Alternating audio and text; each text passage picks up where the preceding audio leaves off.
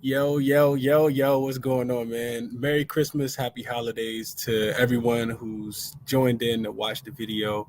Today is December the 25th, 2022. Like I said, Merry Christmas to everybody, man. Happy holidays, all those good things. We got, what is it, 6 games, I think, today? 5, 6 games. And I got 6 best bets that I want to share with you guys. Watching, hit the like button, subscribe, share the videos, all that good stuff, and let's get to some money today, man.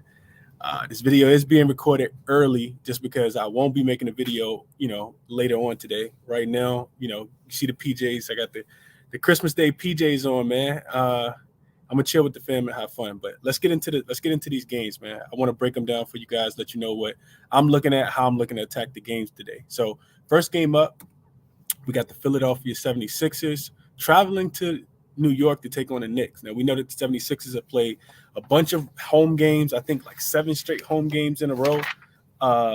Finally getting a chance to go on the road. The Knicks have been at home for, a minute now.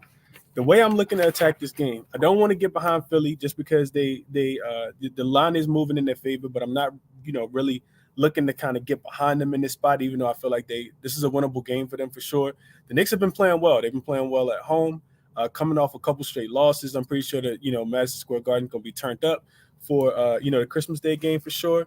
I'm looking specifically at Mr. Joel Embiid. That's how I'm looking to play the game. Embiid, you look at him, his point prop sitting at 30.5. Embiid has the third highest rated. Embiid has the third highest usage rate in the NBA over the course of the season. Over the last 2 road games, he's also going over this player prop of 30.5. Coming off the 44-point game against the Clippers at home on Friday as well. Embiid has also scored 31 and 34 points in his last 2 Christmas Day games. Mitchell Robinson is a pretty good defender. That's who will be matched up with him. He's a pretty good defender, but he's also, real can get into foul trouble very, very easily. And if he does get in foul trouble, they don't have a backup center that's going to be able to stay in front of Embiid at all. So it's going to be barbecue chicken. I feel like the 76ers lean on Embiid in a spot like this. And, the point spread indicates that the game's going to be close. So give me Joel Embiid over the 30.5 points. I think that he has to go for at least 32, 33, 34 points in a game like this. But Christmas Day game, he'll be turned up. I'm pretty sure James Harden will be looking for him as well. So give me Joel Embiid over the 30.5 points as my best bet in this game. Also, smaller play because I've been kind of losing on totals, but I'm also looking at the over in this game. I know that the total is trickling down, but you look at the Sixers team, they play pretty good defense, some pretty elite defense at home. They didn't on Friday, however, and let the Clippers go over their team total, and that game went over when I was on the under. But you look at this Sixers team, they are 5-2 to the over with Embiid in actually playing in away games. They're also 4-0 to the over in away games with Harden and Embiid both in. And then you look at the Knicks, they're 2-0 to the over when the total is set at 220 or lower, right? So they typically score in a spot like this as well. There's a league-wide trend that says that overs this season, when the total is set at 218 or lower, those games go over at 56% of the time, right? 56% of the time is not that much. But if you look at the more recent games, 10 of the last 12 have actually gone over the total since December the 15th. So I've been on the opposite side of those totals, 2 good defensive teams thinking that the game is going to go under. And I've been burned with total. So smaller play for me, but I am on a total in this game. I took it over 217.5. Also, last note on that. When the total is set at 218 or lower and the game is predicted to be a 1-possession game, it's happened 3 times this season. All 3 of those games have gone over as well. So I like the over in this spot.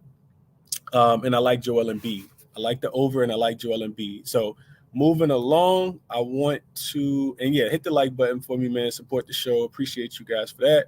Let's go to the Lakers and the Dallas Mavericks game. So this game, if you wanted to bet the side, the spread kind of got away. This game opened at, Dallas laying 4 points. Now they're laying 8 points, right? Of course, Anthony Davis not being there for the Lakers influences this game. It also influences my pick as well. So I'm looking at the Mavs in this game. The Lakers, there's no way I could look at the Lakers, especially without having AD. I'm looking at the totals in this game, and my favorite one is the first quarter total. Right? You look at this Mavs team, you play the total, so you don't necessarily have to worry about the spread, right? Just in case the Lakers do come out with something early. I'm not looking for the Lakers to come out with anything early, specifically on the defensive end, right? And if you play the total, you don't necessarily have to worry about that. So my favorite total in this game is probably the first quarter, right? I'm looking at the first quarter total is 29.5. Seems a tad bit low for a team that's playing against the Lakers, who rank third in pace over the last 5 games and don't have AD, and the defense is kind of falling off a cliff. The Lakers rank, bottom 5 defensively last 5 games, giving up points to pretty much every team that they played against. So you look at the Lakers, they're allowing 33 first quarter points in 5 road games as an away dog this season, right? A lot of those games don't have AD. And then you look at the Mavs, right? Their best quarter is typically their first quarter. Luka typically plays the whole entire first quarter. You're going to get a pace up. Like I said, the Lakers are playing at the third fastest pace. We know that the Mavs play slow, but they probably will play at a faster pace against a team that they should be able to score at against Will. Score at on Will. Also, Mavs 11-6 to the over on their first quarter total at home this season. So I like the over in the first quarter for the Mavs team total, specifically over 29.5. Also couldn't talk anybody off the first half over as well. You look at this Lakers team, they're allowing 64 first half points in away games without Anthony Davis this season. And I think that's a 6-game sample. But I couldn't talk anybody off the team total for the full game either, over 119.5. The only reason I didn't play it is because the Mavs do have a tendency to slow down. If you watch the Mavs play, you've seen them kind of slow down, and they have better first halves than they have second halves as far as scoring wise. So I'm official on the Mavs first quarter team total over 29.5 and the first half team total over 58.5. I like those two more than I like the full game, but like I said, I couldn't talk anybody off the full game either. So that's how I'm looking to play this game. Also, got to take Luka. Got to take Luka in this spot, right? So Luka PRA is pretty high. It's 50.5, right? We're needing Luka to do a lot. But if you look at Luka in his home splits, he's averaging 34.5 points, 8.5 rebounds, and 8.5 assists as well at home. Now you look at this Lakers defense, right? They're allowing the third most points to point guards this season. Third most assists to point guards this season, pretty much 10, 9.7. Last 7 games, they're allowing about 8.5. The Lakers have given up double-digit assists to 3-point guards this season. 14 to Tyrese Halliburton, 12 to James Harden, 11 to Mike Conley, right?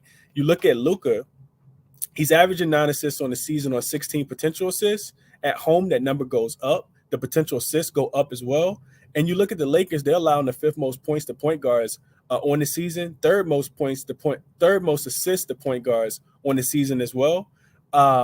Also, Lakers allowing the 5th most rebounds to opponents, and Luka actually leads the team in rebounding for Dallas. He averages 8.5 rebounds, like I said already, at home on 14 rebound chances. That number also goes up when he's playing at home as well. So give me Luka PRA over 50.5. I think he has a big game today. The Lakers, that's my team. We don't have a defender that can actually guard Luka. We just don't. And we play at a fast pace. So I like Luka to influence the game a lot. They're also without Dorian Finney-Smith in this game. So another way I was looking to play this game is Tim Hardaway threes, sitting at 3.5. That's a big number for them to hit. But the Lakers, they're terrible at defending the 3 right now. No Dorian Finney-Smith, so it probably means more opportunities for Tim Hardaway Jr. Last 5 games, Lakers are allowing the 5th most made threes to their opponents, and they rank bottom 11th in opponent 3-point percentage. He's a streaky shooter, but he's attempted 25 threes in his last 3 games, and he's coming off a game where he shot 0 for 7 against the Houston Rockets on Friday night. So perfect bounce back spot against the Lakers, fast-paced game, up and down. I didn't play that one, though. Just a lean towards Tim Hardaway Jr. if anybody was thinking about, playing him or not. So I know his threes are plus money as well. But officially, I'm on Luka over the 50.5 PRA. I'm also on the first quarter for the team total for the Dallas Mavericks over 29.5, and the first half team total over 58.5 as well. So moving along to the next game, we have the Memphis Grizzlies traveling to the Golden State Warriors in a playoff revenge game. They catch the Warriors. They will not be at full strength. Of course, we know Steph Curry won't be available. Andrew Wiggins is already ruled out. And something to watch is Draymond Green listed as questionable. So they have Jordan Poole, Kevon Looney, Kuminga, some of those bench guys. But Draymond is listed as questionable. And that influences one of my plays as well, but I don't care. I think the playoff revenge angle is bigger on the Memphis side than anything we can see on the Warriors side, right? So how I'm looking to play this Memphis game. My favorite play in the game is Desmond Bane. I'm looking to play Desmond Bane. I'm looking to play his threes specifically. Desmond Bane threes are listed at 2.5, and you can get them around a -111 price, so you're not laying too much juice, and that's how I look to play this game. So you look at this Warriors team. They're coming off the long East Coast road trip, first game back home. Memphis has been on the road already, right? That's something you want to look at. Desmond Bane just came off his first game back, right? So you want to take him probably in his second game, you want to kind of fade him in the first game. So the Warriors, specifically their defense, last 5 games, allowing the second most threes made at 16.4, right? Worst 3-point percentage. Teams are shooting 45% from the 3-point line against them. And granted, they will be at home. They'll, have some home, the home crowd behind them. But I don't care. I don't care in this one, just because this is it's the revenge angle. You look at Desmond Bane. He's the best 3-point shooter on this Memphis Grizzlies team. You're going to get a game that's going to be extremely fast-paced. You see a total, I think, at 229.5. So the books are anticipating points, and I would lean towards the under, but I'm not playing the total on this one. And Desmond Bane, first game back the other day against the Phoenix Suns, he shot 2 for 8 from 3. Only made 2 threes. First game back, like I said, but he only played 24 minutes due to that game being a blowout and getting out of hand. Before that game, before his injury, when Desmond Bane actually he had gone over his 2.5 threes, he had made 3 threes or more in 5 straight road games. I like taking him here in the second game off, second game back versus an opponent that eliminated him from the playoffs. Pretty sure he's going to be extremely motivated for this game. Also, last note on Desmond Bane, he's also hit at least 3 threes in his last 4 games versus the Golden State Warriors. So Desmond Bane has hit at least 3 threes in his last 4 games against the Golden State Warriors dating back to last season. I really, really like Desmond Bane today. Over the 2.5 threes, my official play in this game. Also, I'm on the Memphis Grizzlies. We'll say a smaller play. If you guys want to tell us when you can, but not official play. Memphis Grizzlies team total, first quarter, first half, right? So what I got to support this, specifically first quarter, is 29.5. I haven't locked this in yet. And like I said, it's more so due to Draymond status. If he's available, then the number is probably going to go down. If he's not available, it may go up, right? But you look at this Memphis Grizzlies team, I like the first quarter team total over 29.5.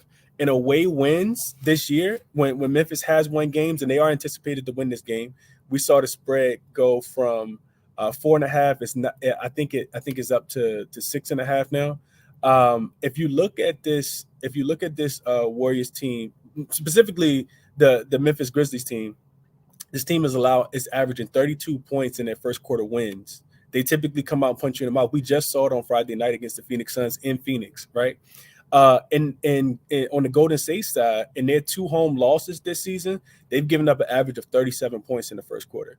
I already talked about no Steph, no Wiggins, Draymond questionable, backup for it. JaMychal Green already listed out as well. I like Memphis to come out here and punch first, and I think if they do so, they go over the 29.5 points in the first quarter. We know that they're extremely good in the first quarter. They also probably go over the 57.5 in the first half as well. So those are my 2 leans. I haven't put those plays in yet, but that's what I got there for you guys. And then last game that I wanted to talk about, didn't mention the Boston game, playing the Milwaukee Bucks. I don't really have anything on that game, not really looking to play it, but I will be watching. This Phoenix and Denver game. So Devin Booker is upgraded to I think he's upgraded to it. Last report I saw said that he probably is going to play. If Devin Booker plays in this game, I do think that you have to take his points. If you go back and look at his box scores, dude absolutely goes crazy against Phoenix. And I'm sorry, against Denver. Last game he had 44 points. His point prop probably going to come out. It'll be 27.5, 28.5. I think it's the only way that they stay close in this game. Denver has been balling at home. Can't take anything away from them. They're coming off really big wins. They have the best record in the NBA in the Western Conference. They're coming off a really, really big win against the Portland Trailblazers. They also beat this Memphis Grizzlies team that I was just talking about that's going to go to state and playing them later today. And then they got a win against Charlotte. So, just been at home. Phoenix does kind of own the Denver Nuggets. If you guys go back and look at the history, they typically play well, even in Dallas. I'm sorry, in Denver. So I would be looking towards Devin Booker. I think Devin Booker, like I said, absolutely goes crazy in this game. His point props are not out right now at the time of this recording of this video, but that's the way I'd be looking in that game. I think the player props are the way to go, man. Just to kind of stay away from some of these spreads, some of these big spreads that've kind of, already gotten away from people if you haven't been able to put your bets in. So that's how I'd be looking to play this game, man. The best bets that I mentioned are all down below. You guys see Joel Embiid over 30.5. These are bets that I locked in already. My favorite 6 bets. So Joel Embiid over 30.5 points. That game also to go over 217.5. Also, Luka over 50.5 points, rebounds, and assists in the game against the Lakers that has no defense without Anthony Davis. Then the Mavs first quarter and first half team totals. They also, like I said, no defense without AD. I like the Mavericks to come out and punch early in that one, specifically in the first half, which is why I took the first quarter and the first half team totals over. And then in the Memphis game, man, I like Desmond Bane a lot. Like I said, over the 2.5 threes is my favorite play in that game. I think he potentially could hit 4 or 5 threes in that game. So, taking him at 2.5 feels like a steal, especially, like I said, when you get into that -111. So that's what I'm on. Honorable mentions would be, like I said, the Memphis Grizzlies first quarter and first half team totals over 29.5 in the first quarter, 57.5 in the first half. Absolutely love both of those plays. I think, Memphis comes out and absolutely takes care of business against the Golden State Warriors shorthanded with the playoff revenge angle. So that's what I'm on for today. It is today now. That's what I'm on for today. You guys leave me your best bets, man. Let me know what you guys are thinking your best are in the comment section. If you made it this far in the video, make sure to hit the like button for me. Subscribe to the video so you guys don't miss any. Probably back tomorrow. Do we have games? Probably back whenever we have basketball games. I'll be back. Cashed It with Chris, 7 a.m. Eastern time every morning. So check me out there. Best of luck to you guys, especially if you're telling any of these bets. And Merry Christmas to everybody, man.